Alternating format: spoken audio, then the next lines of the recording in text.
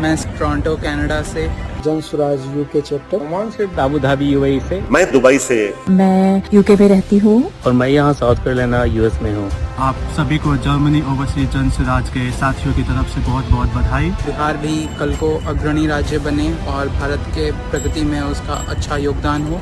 मैं दुबई से पटना आ रहा हूँ आगामी 2 अक्टूबर को वेटनरी कॉलेज ग्राउंड में, जहाँ पे जन स्वराज एक पार्टी बनेगा। आप भी जरूर आइएगा। 2 अक्टूबर 2 अक्टूबर 2 अक्टूबर 2 अक्टूबर 2 अक्टूबर 2 अक्टूबर 2 अक्टूबर 2 अक्टूबर 2 अक्टूबर।